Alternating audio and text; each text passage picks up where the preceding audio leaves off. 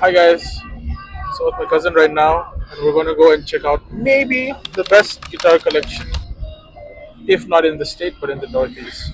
Now you be the judge of that. Now, we started the day with an hour journey away from Shillong, going to meet Khanser, this collector who invited us to his humble abode.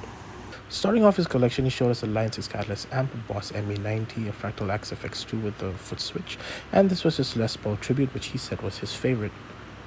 Now, making our way into his man cave, he was showing us around, giving us a tour. Now, here he's showing some of his other rack units and his MIDI controller, and just giving us a general tour of his man cave, which was overwhelming. The sheer number of gear, not just guitars, that he had was absolutely too much for us to handle. Now, starting off his collection, we have the Fender Eric Johnson Signature Stratocaster, followed by the Eric Clapton Blackie. This one was my favorite of the day.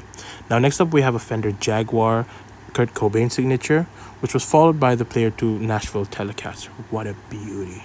Next up, we have the Fender Ultra 2 Stratocaster, followed by the Professional 2 Stratocaster. I love this color. This was a made in Japan Strat, very Mark Knopfler-esque. This was his American Special Strat.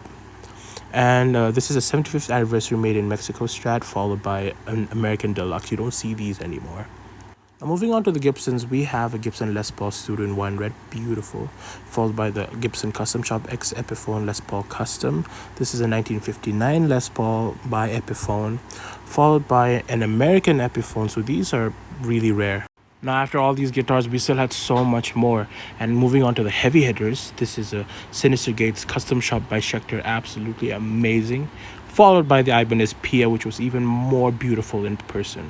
This is a Music Man JP6, absolutely beautiful. And it was really nice to see a Music Man silhouette too.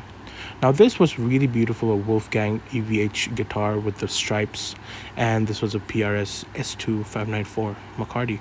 Now, this was the Ibanez JS2450, one of my favorites, and an Ibanez AZN. So he also had a few RGs, this one and the next one, which he told us that were for sale. So if you want, just hit me up, I'll connect you to him. This was a Dean Vinnie Moore signature. Now just look at the color of this Charvel Sandima, so beautiful. And this was a Yamaha Professional Pacifica made in Japan, followed by the Rev Star, which was also made in Japan. These were so good.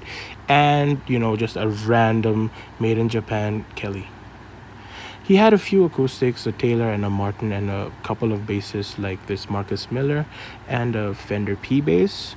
And all in all, we had a great day with Khanser. Now tell me in the comments down below which one was your favorite. See you soon.